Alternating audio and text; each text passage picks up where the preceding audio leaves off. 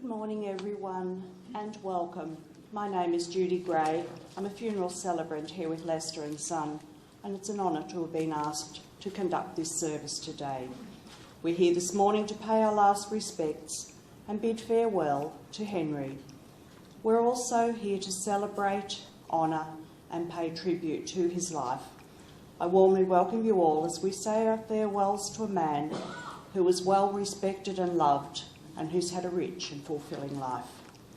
I'd like to also extend a very special welcome to those who are joining us via live stream. Thank you all for taking the time to be part of Henry's farewell. Before we begin, could you just make sure your phones are on silent, please? To begin our service today, we're going to take a few moments to reflect on Henry's life and what he meant to each of you. While you take this time out, we'll listen to Stranger on the Shore by Acapulco.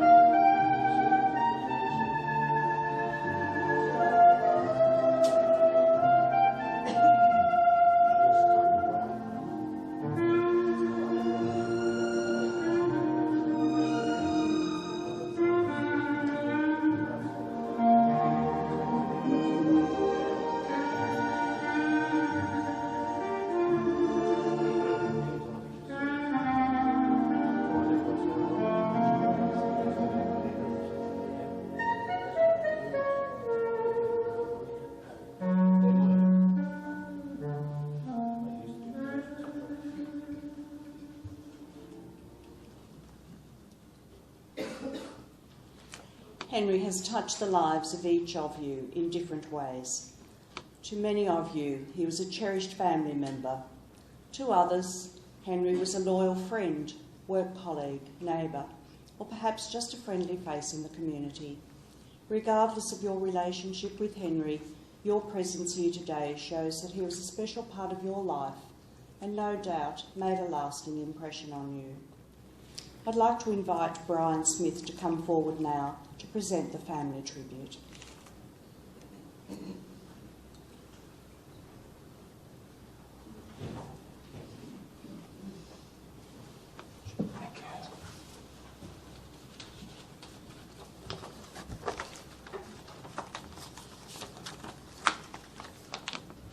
Henry was born in Leeton on the 26th of July, 1942.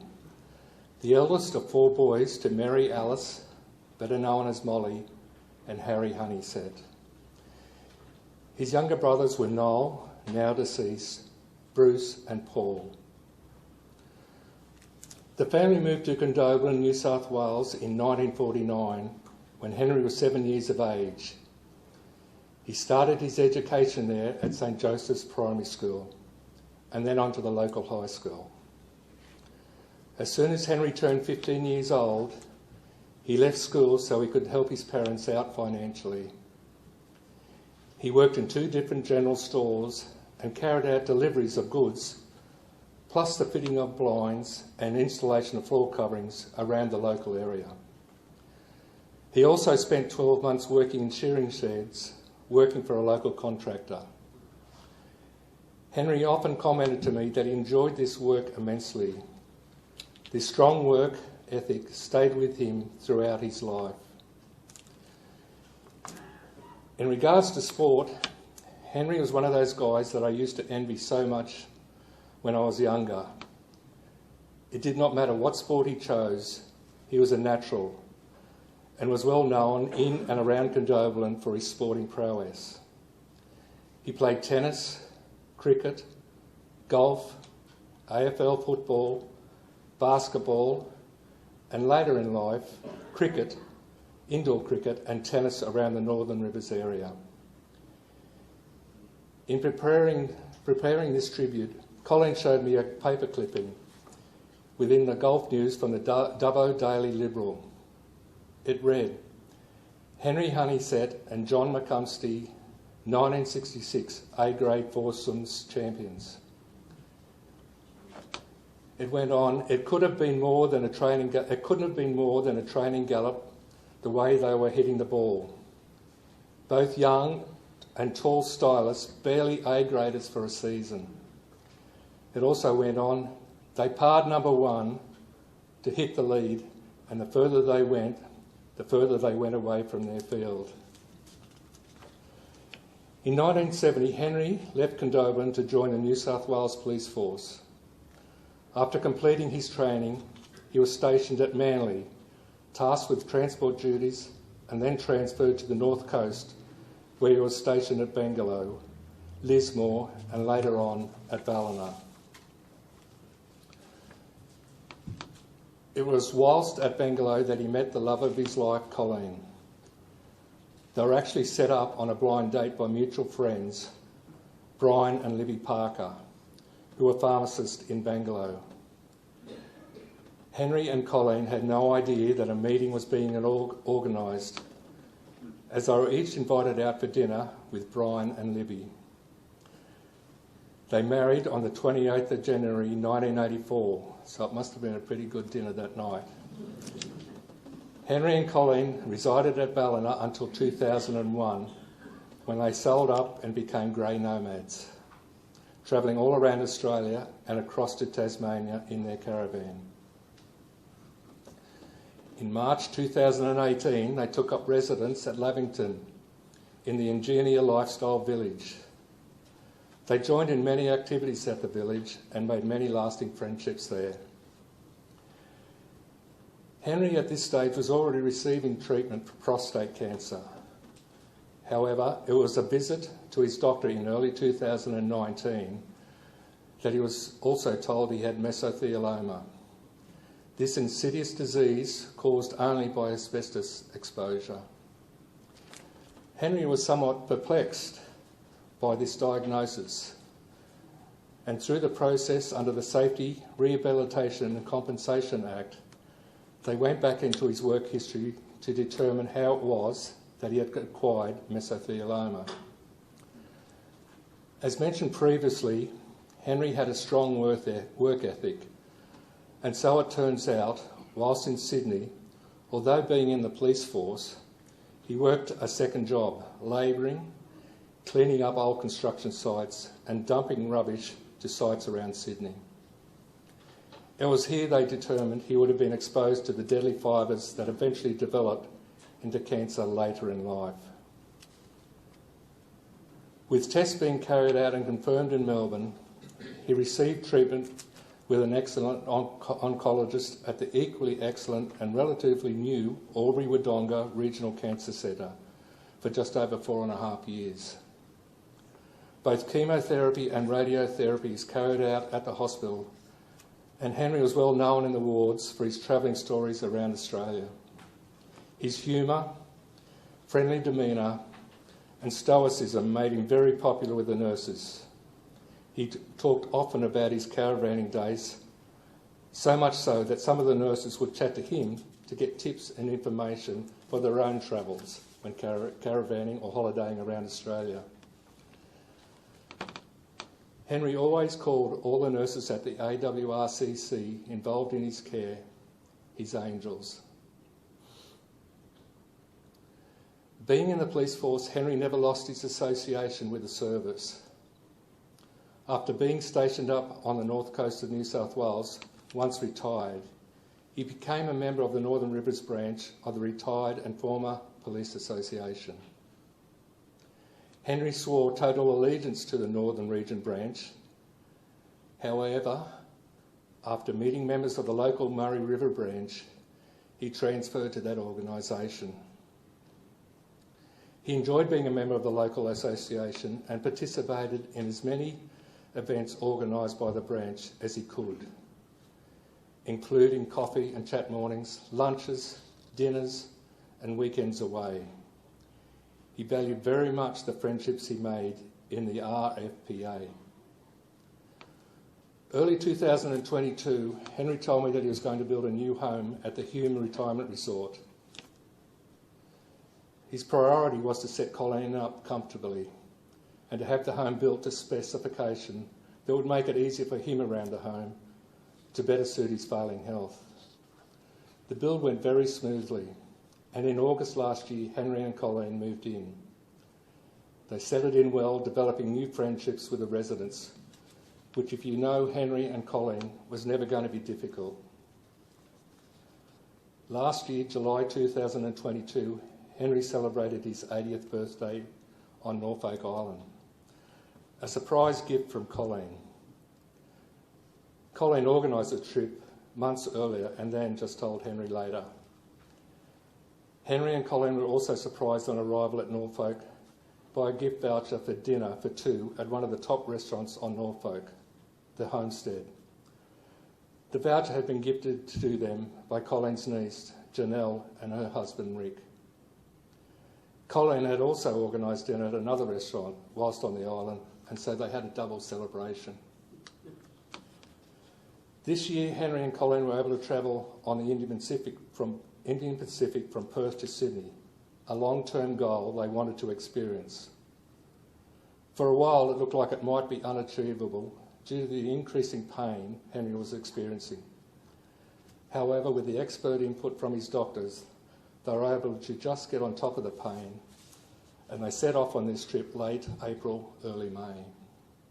They enjoyed the food, the scenery, and the experience immensely. I had numerous contacts with Henry over the years, but only reconnected with Henry and Colleen well in the last 4.5 years.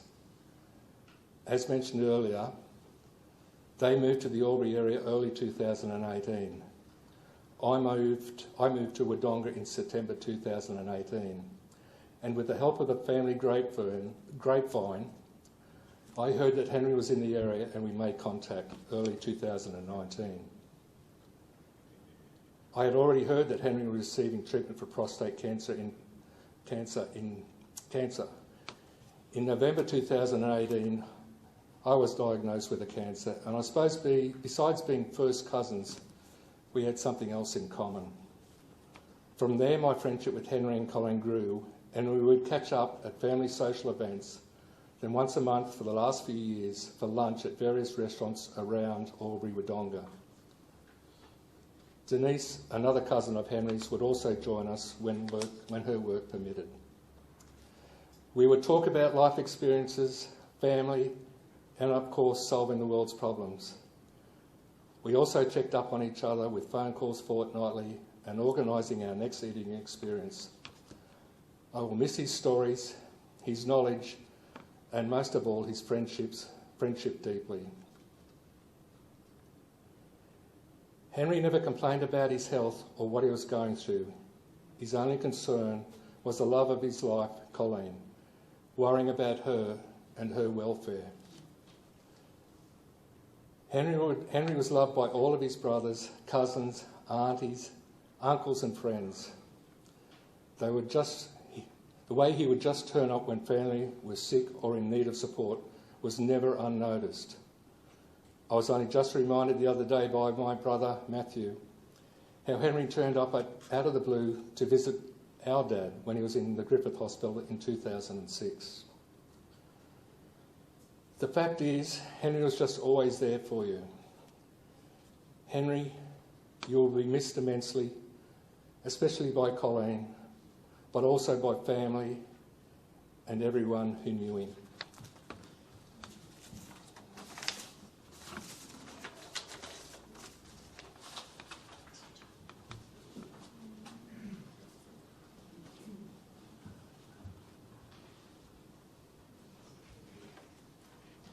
Thanks, Brian. I think that deserves a round of applause.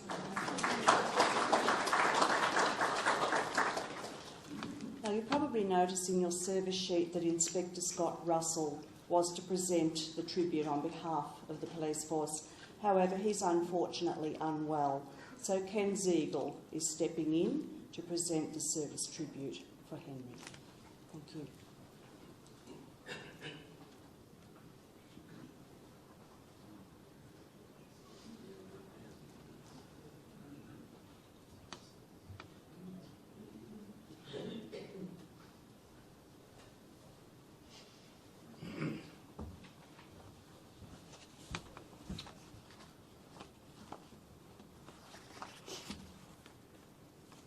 It's with pleasure and great honour that I was asked only as late as this morning to read Henry's valedictory, which is, for people who don't know, is a cross-section of his police career.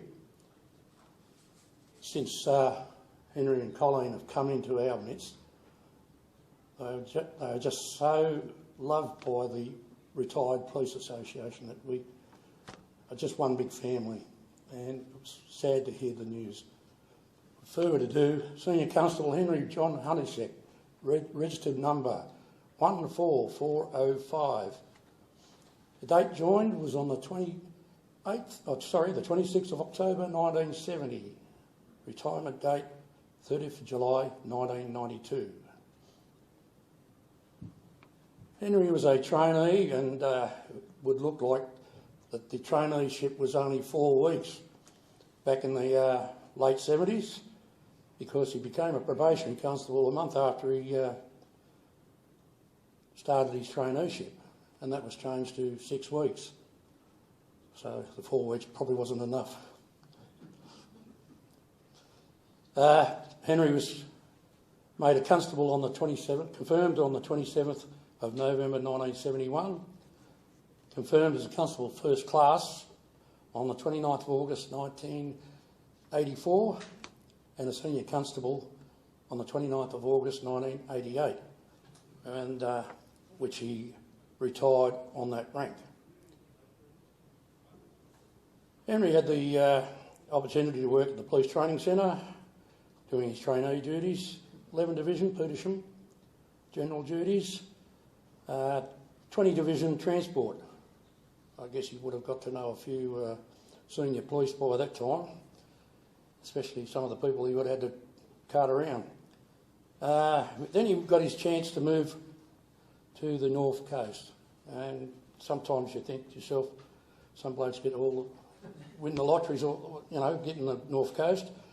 But anyway, we went to Bangalow Police Station on general duties in May 75, to Lismore on general duties in August 80, and then finally Ballina Police Station, July 88.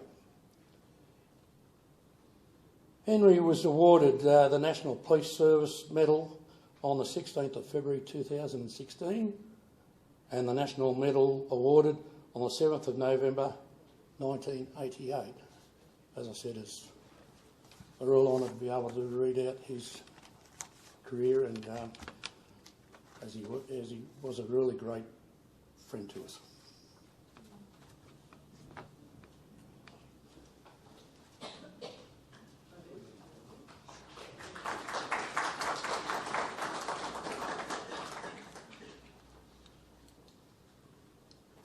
We're now going to take some time to reflect on Henry's life by way of a photo tribute. While we watch these photos, we'll listen to Picture in a Frame by Mo Bandy.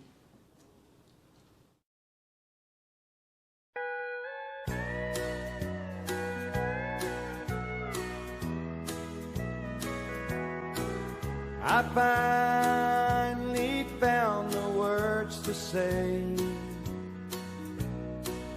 How long did I intend to stay? I know you've wondered now and then how close our love is to the end. I think it's only fair to let you know that one of these days I'll have to go. But I'll be proud to wear your ring till I'm just a picture in a frame. Storm clouds may gather and the heavy rains may come. When the storms are over, we'll still share the golden sun. And I'll still love you just the same till I'm just a picture in a frame.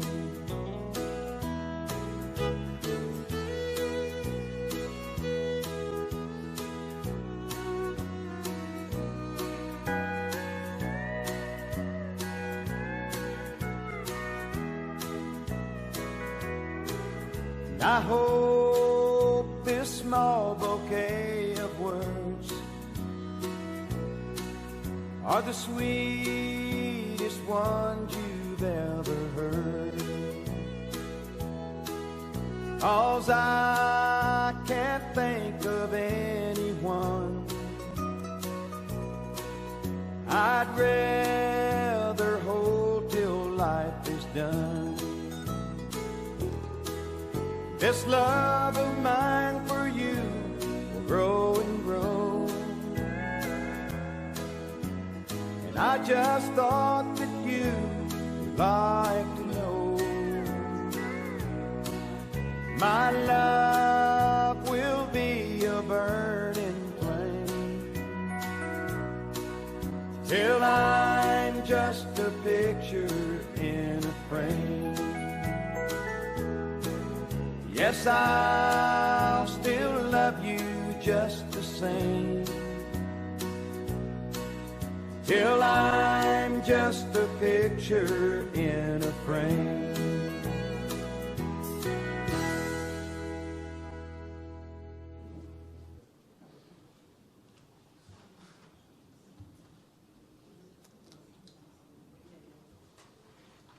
For today's service, Colleen has chosen a lovely poem entitled When I Lost You, and Henry's sister-in-law Glenys will come up to read it for us.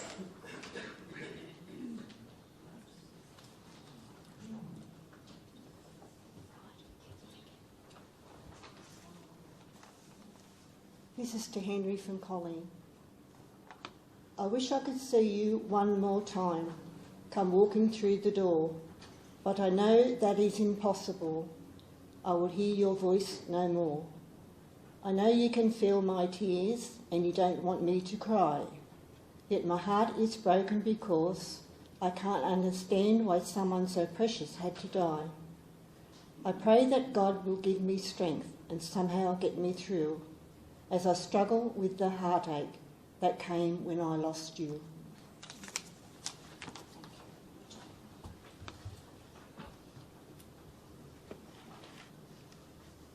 Thanks, Glenys. Our lives, however long or short, have meaning and beauty. Our presence makes a difference to those who know us. Henry's presence has made a difference to each of you in some special way. We gathered here today to share moments of Henry's life, and to celebrate the many gifts he brought to his family and friends during his lifetime. Henry will be missed, particularly at special times, birthdays, Christmas, times when you all come together and he's not there. However, there is one constant thing that will hold true. You will always be connected to Henry by the love you share and the memories you hold. Henry would want you to live life fully each and every moment, because life is precious, as is our relationship with others. Take the time to offer care and love to each other. Remember that in recounting our stories and grief with one another, we can bring calm into our lives. Be gentle with yourselves. In times of heartache and grief, know that you can call upon your closest family and friends to be with you, to comfort you. The bonds that bind you with Henry won't fade or weaken. They will endure and strengthen you so you can live the best lives possible in his memory.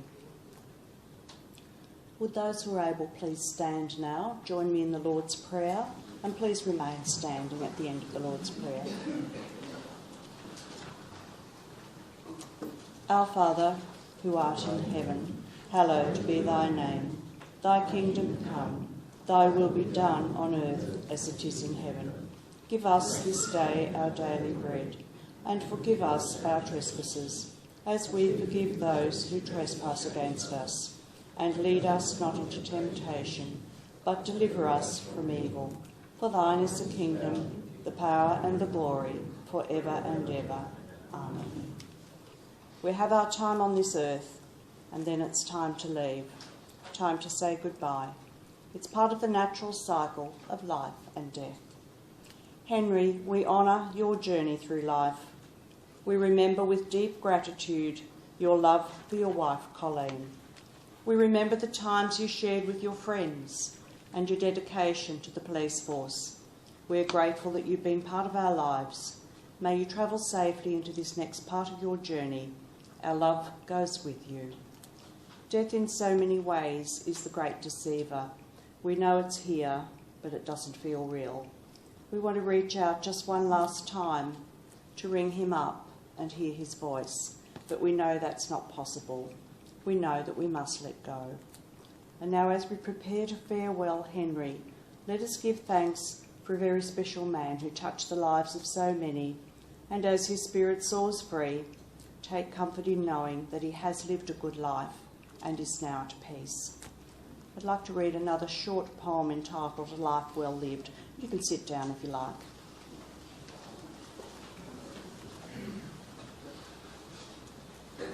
A life well lived is a precious gift of hope and strength and grace from someone who has made our world a brighter, better place. It's filled with moments, sweet and sad, with smiles and sometimes tears, with friendships formed and good times shared, and laughter through the years.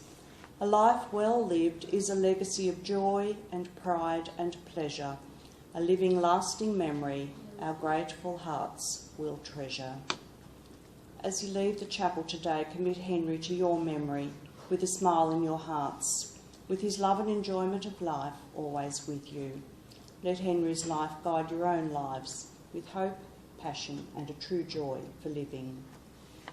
As we come to the conclusion of this service today, I'd like to offer my personal condolences to each of you and thank you for being here to support Colleen and Henry's family.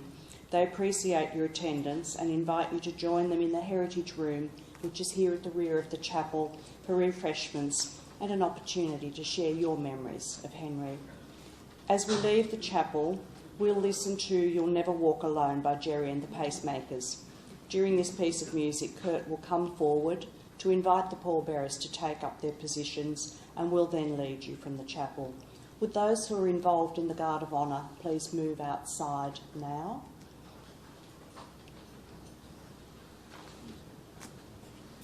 There will be an opportunity for you to place rose petals on Henry's coffin after it's been placed in the hearse, and then after the hearse has driven away, please make your way back inside for the refreshments. Thank you.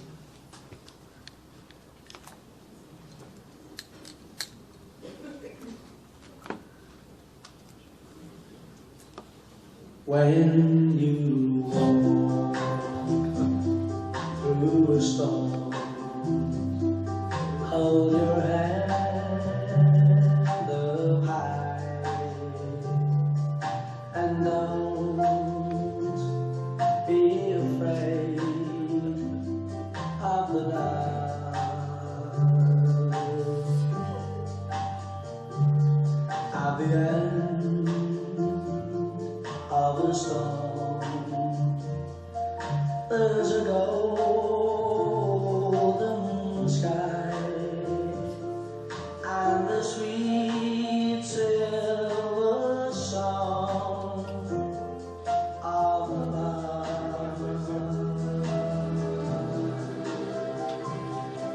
Walk on through the wind, walk on through the rain, for your dreams meet us and blow.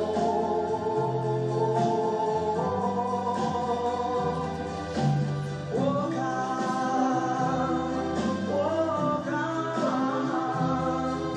with hope in your heart, and you'll never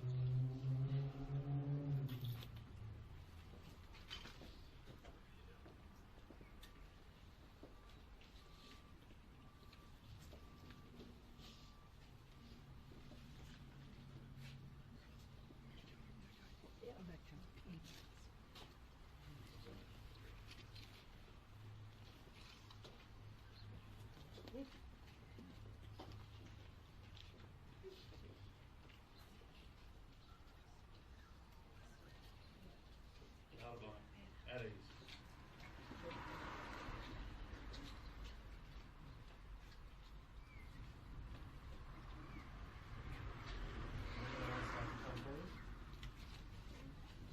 Come